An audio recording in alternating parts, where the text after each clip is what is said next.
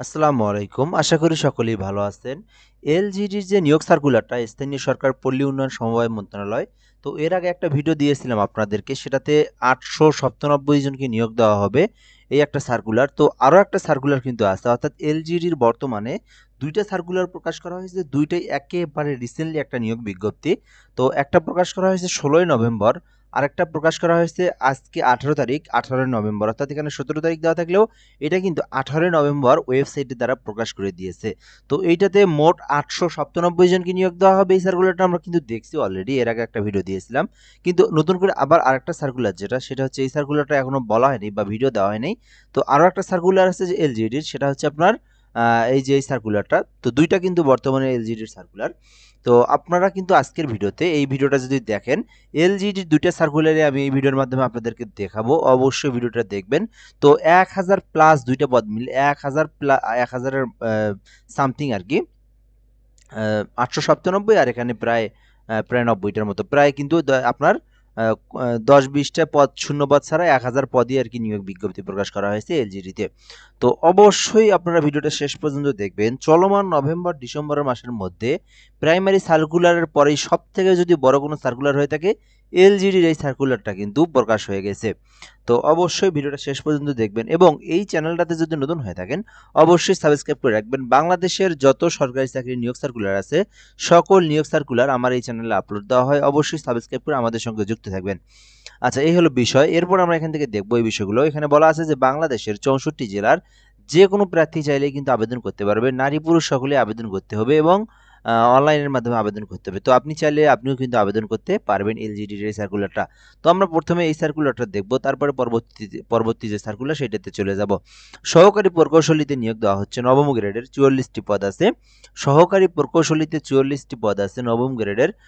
কোনো স্বীকৃতি বিশ্ববিদ্যালয় হইতে সিভিল বা পানি সম্পদ কৌশলে কোনো স্বীকৃতি বিশ্ববিদ্যালয় হইতে সিভিল বা পানি সম্পদ কৌশল বিষয়ে অনন্য দ্বিতীয় শ্রেণী বা সমমানের সিজিপিএ সহ ৪ বছর মেয়াদী স্নাতক ডিগ্রি থাকলে আপনারা আবেদন করতে পারবেন। অর্থাৎ যারা সিভিল বা পানি সম্পদ প্রকৌশল নিয়ে যারা ট্রেড কোর্স করছেন, অর্থাৎ যারা কোর্স করে থাকছেন এবং যারা অনার্স করছেন তারা কিন্তু আবেদন করতে পারবেন। ডিগ্রি যারা করছেন তারাও কিন্তু আবেদন করতে পারবেন। সহকারী প্রকৌশল এই পদে ৪৪টি পদ আছে নবম গ্রেডের। এই হলো বিষয়। তো এরপরে যদি আমরা দেখি উপসহকারী প্রকৌশলীতে ৪৯টি পদ আছে দশম গ্রেডের। তো আপনি চাইলে উপসহকারী প্রকৌশলীতে আবেদন করতে পারেন। কোনো স্বীকৃত ইনস্টিটিউট বা শিক্ষা প্রতিষ্ঠান হতে সিভিল ইঞ্জিনিয়ারিং বা সিভিল উড বা কনস্ট্রাকশন বা এনভায়রনমেন্ট বিষয়ে ন্যূনতম ৪ বছর মেয়াদী ডিপ্লোমা থাকলে আপনারা আবেদন করতে পারবেন। অর্থাৎ ডিপ্লোমাতে যারা সিভিল ইঞ্জিনিয়ারিং অথবা কনস্ট্রাকশন বা এনভায়রনমেন্ট এই বিষয়গুলো থেকে যারা ট্রেড কোর্স করে থাকছেন, ৪ বছর মেয়াদী ডিপ্লোমা করছেন, তারা কিন্তু উপসহকারী প্রকৌশলী পদে আবেদন করতে পারবেন। অর্থাৎ ডিপ্লোমা পাস করেই কিন্তু এই পদগুলোতে আবেদন করতে পারবেন। সো এই হলো মূলত এখানে দুইটা পদে প্রায় একটা ৪৪ আর একটা ৪৯টি পদে নিয়োগ বিজ্ঞপ্তি প্রকাশ করা হয়েছে। তো আবেদন করার জন্য বয়স আপনাদেরকে অবশ্যই ১৮ থেকে ৩২ বছরের মধ্যে হতে হবে। এর বাহিরে কিন্তু হবে না। অর্থাৎ ১৮ বছরের নিচে হবে না, ৩২ বছরের উপরেও হবে না। তো এরপর আমরা এখান থেকে দেখব, যদি আপনি অ্যাপ্লাইটা করতে চান তো আপনি কিন্তু করতে পারেন। এটা ১৯শে নভেম্বর থেকে আবেদনটা শুরু হবে। অর্থাৎ আগামীকাল সকাল ১০টা থেকে কিন্তু আবেদন শুরু হবে, যেটা ১৮ই ডিসেম্বর পর্যন্ত আবেদনটা চলবে। অর্থাৎ ডিসেম্বর মাসের ১৮ তারিখ পর্যন্ত আবেদনগুলো চলবে। তো আবেদন করার জন্য এখানে একটা ওয়েবসাইট দেওয়া আছে, এলজিডির যে ওয়েবসাইট। তো আপনারা গুগল ক্রোম ব্রাউজার থেকে আপনারা lgdteletalk.com এই ওয়েবসাইটটা আপনারা লিখবেন। লেখার পরে আপনাদের যে ওয়েবসাইটের পপ আপ সেটা আপনারা পেয়ে যাবেন। তো তবে আজকে পাবেন না, অর্থাৎ আগামীকাল সকালবেলা, অর্থাৎ আর মাত্র শুধুমাত্র এই রাতটা পার হলেই কিন্তু ১৯ তারিখ। তো তখনই কিন্তু আপনারা এলজিডি টেলিটকের যে ওয়েবসাইটটা আছে এটা কিন্তু ওপেন করা হবে, তখন কিন্তু আপনারা আবেদনটা করতে পারবেন। তো আবেদন চাইলে আমাদের মাধ্যমেও করে নিতে পারেন। আমাদের হোয়াটসঅ্যাপ নাম্বার দেওয়া আছে। বাংলাদেশের যে কোনো সরকারি নিয়োগ সার্কুলারের অ্যাপ্লিকেশন করতে চাইলে, ঘরে বসে থেকে অ্যাপ্লিকেশন করে নিতে চাইলে যোগাযোগ করতে পারেন। নির্ভুল, নিখুঁত, সুন্দরভাবে আমরা যে কোনো আবেদনগুলো করে দিয়ে থাকি। তো চাইলে যোগাযোগ করতে পারেন। তো এরপরে যদি আমরা এখান থেকে দেখি, তো এটা পেমেন্ট ফি আমরা দেখব। তারপরে আমরা পরবর্তী যে সার্কুলারটা আছে ওইটাতে চলে যাব। তো এখানে ২টা পদ আছে। ২টার জন্য কোন পদের জন্য কত টাকা। তো সহকারী প্রকৌশল নবম গ্রেডের যেটা, ওইটা আপনার ২০০ টাকা। অপর যেটা আছে সহকারী প্রকৌশল ১০ম গ্রেডের যেটা ওইটাতেও কিন্তু ২০০ টাকা। আর যারা তৃতীয় লিঙ্গ, তারপর হচ্ছে ক্ষুদ্র নৃগোষ্ঠী, তারপরে হচ্ছে মানে এইরকম যারা আছে প্রতিবন্ধী, তো তাদের কিন্তু শুধুমাত্র ৫০ টাকা হলে আবেদনটা করা যাবে। এরপর এখান থেকে যে বিষয়গুলো দেওয়া আছে আবেদনের যে প্রসেস, তো আপনারা এলজিডি স্পেস ইউজার দিয়ে আপনারা 16300 নম্বর আপনারা সেন্ড করবেন, এগুলো দেওয়া আছে এখানে, আপনারা এখান থেকে দেখে নিতে পারেন। তো এখানে একটা বিষয়, এটা কিন্তু পেমেন্ট ফি না, এখানে সুন্দরভাবে পেমেন্টটা দেওয়া আছে। তো এখানে 200 টাকা দেওয়া আছে, টেলিটক সার্ভিস ফিটা কিন্তু দেওয়া নাই, তো এখানে দেওয়া আছে। তো 223 টাকা, হ্যাঁ 223 টাকা ফি প্রদান করতে হবে, এই যে 223 টাকা দেওয়া আছে। তো এখানে আপনার সরকারি ফি 200 টাকা, টেলিটক সার্ভিস হচ্ছে 23 টাকা, মোট 223 টাকা।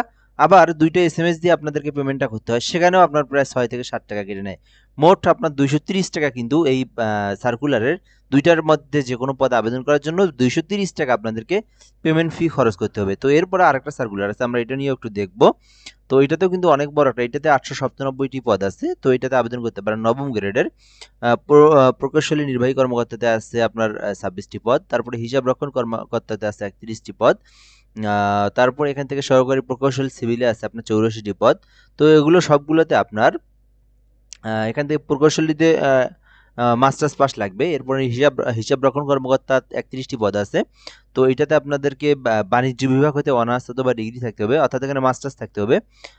তারপরে এখানে সহকারী প্রকৌশল সিভিলে আবেদন করতে চাইলে করতে পারেন, 84টি পদ আছে।